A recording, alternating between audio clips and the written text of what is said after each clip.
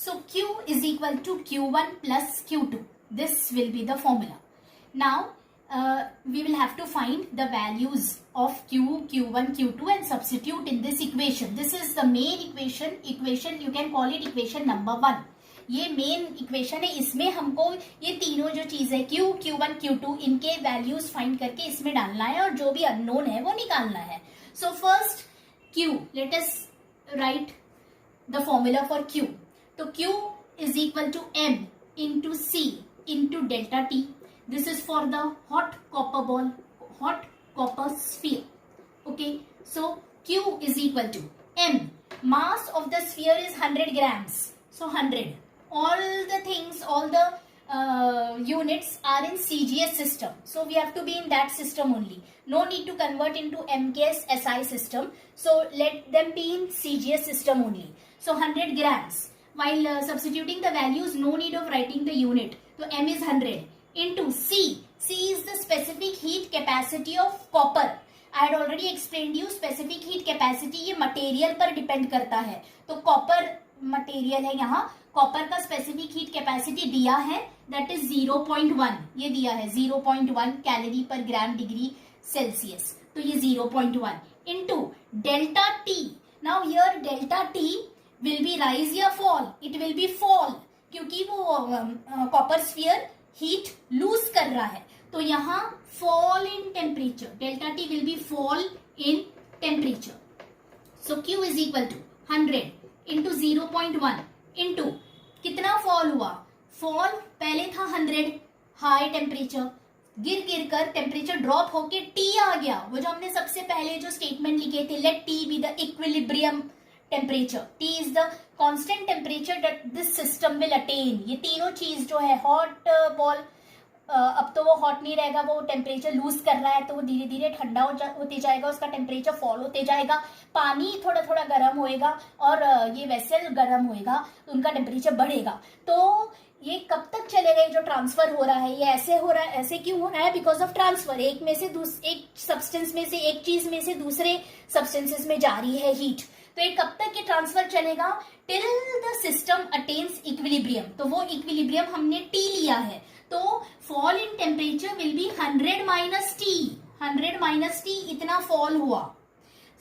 Suppose 100 से drop हो के 50 पर आ गया, से 40 पर आ गया, तो ड्रॉप 60 का ड्रॉप हो रहा है, यानी 60 से वो टेम्परेचर गिर गया 60 degree.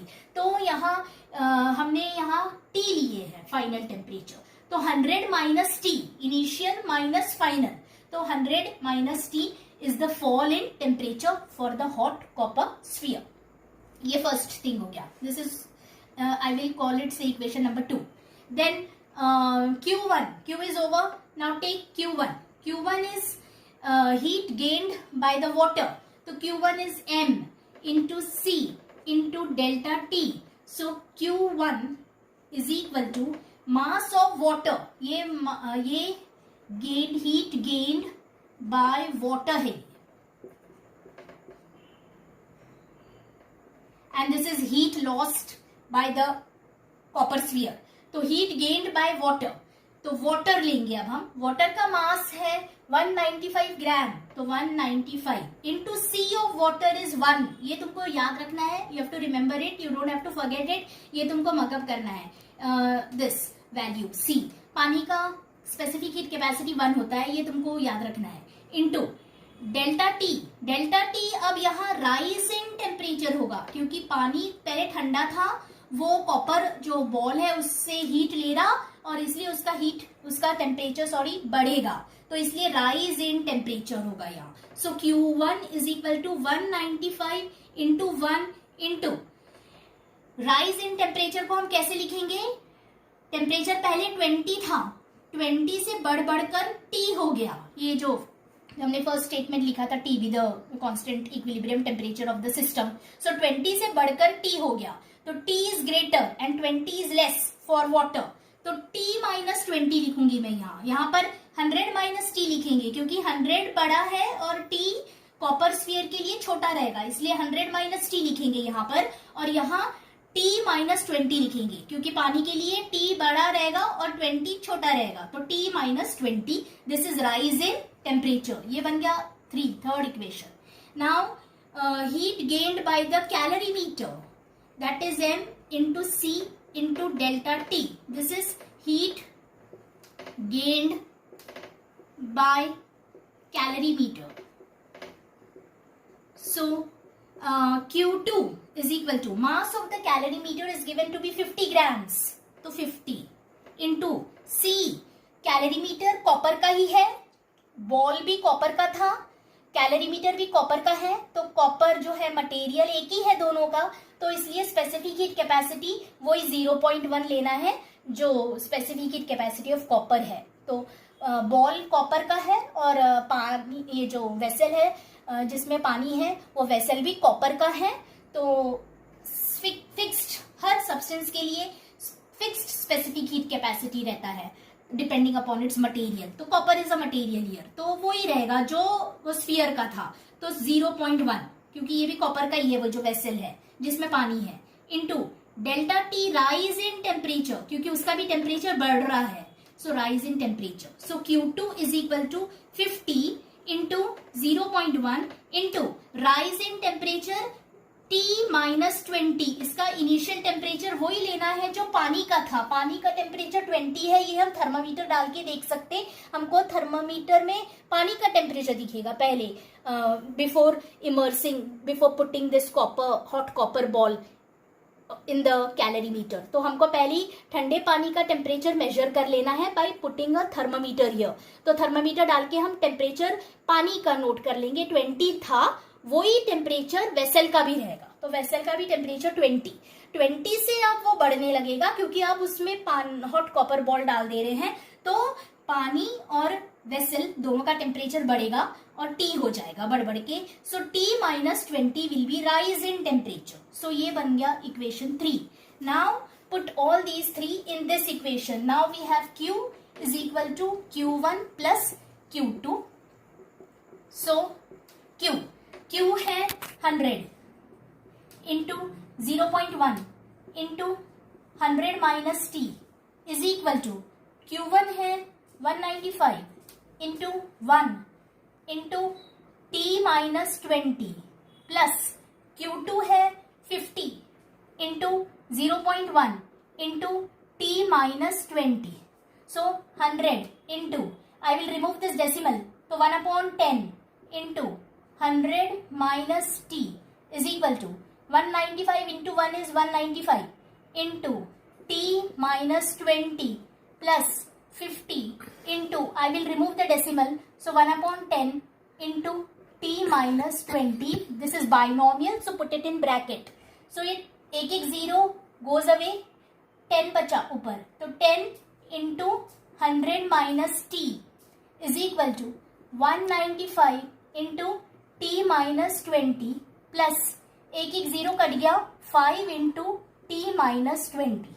So open the bracket, ये सब तुम मैथ्स में करते हो, तो 10 into 100 is 1000 minus 10t is equal to, ये सारे इज इक्वल टू एक ही लाइन में आना चाहिए while solving the problem, so is equal to, open the bracket here, so 195t minus 195 into 20, 0 का 0, 2 5 10, 19, 3900 प्लस 5t minus 100.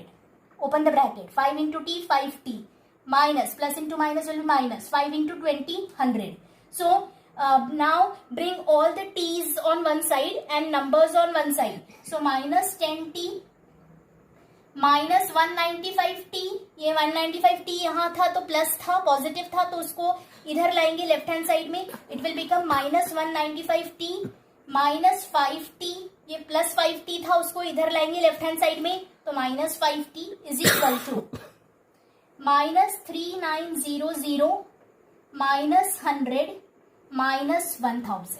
माइनस 3900 वही है, तो माइनस 3900 वो शिफ्ट नहीं कर रही हूं मैं, साइन के साथ लिखेंगे, माइनस 100 वही है, शिफ्ट नहीं कर रही हूं, तो माइनस 100, ये 1000 शिफ्ट कर रही हूं, तो ये प्लस का माइनस हो जाएगा। Now all these are having same sign, तो ऐड करेंगे 195 plus 5 is 200, 210 t, but negative sign, क्योंकि सब में जो ऐड करके सेम साइन है तो ऐड करके जो सब में है वही लगाना पड़ता, सो minus 210t is equal to, ये भी सब में सेम साइन है तो ऐड 0 0 1000 एंड 100 ऐसा ऐड करेंगे सबको तो 5000 मिलेगा, तो 5000 अपॉन 210, सो 5000 अपॉन 210, एक एक जीरो कट गया तो 500 अपॉन 21, सो now let us divide 500 by 21, सो 500 को 21 से डिवाइड करेंगे, 2 जा 42, 8 लेफ्ट 0 3 0 17 लेफ्ट, पॉइंट लगा के 0 एंड इट विल बी 8 जा 23.8 डिग्री सेंटीग्रेड। तो ये जो हीट ट्रांसफर है ये कब तक चला, जब तक ये तीनों का टेम्परेचर 23.8 डिग्री हो जाता है तब तक ये ट्रांसफर चलता है। हॉट जो कॉपर स्फीयर है वो लूज करेगा और पानी और वो वेसल गेन करेगा। तो कब तक चलेगा ये, जब तक वो तीनों चीज का टेम्परेचर इक्विलिब्रियम नहीं हो जाता। तो ये जो कॉपर स्फीयर था 100 से उसका टेम्परेचर गिर गिर के 23.8 हो जाएगा, पानी का टेम्परेचर 20 से बढ़ बढ़ के 23.8 हो जाएगा, बहुत ही कम राइज हुआ, 3 डिग्री या 4 डिग्री का ही हुआ, और वेसल का भी टेम्परेचर 20 से बढ़ के 23.8 डिग्री सेंटीग्रेड हो जाता है। सो this is the final temperature of the system. तीनों का टेम्परेचर, हॉट कॉपर जो बॉल था जिसका टेम्परेचर बहुत हाई था 100, वो उसका टेम्परेचर गिर जाएगा और उसमें से हीट निकल जा रही है, और पानी और कैलोरीमीटर वो हीट ले ले रहे हैं, तो उसका टेम्परेचर गिर के 100 से 23.8 हो जाएगा। पानी का टेम्परेचर 20 से बढ़ बढ़ के 23.8 हो जाएगा, और वेसल का भी टेम्परेचर 20 से बढ़कर 23.8 हो जाएगा। So this is how you have to use the principle of heat exchange.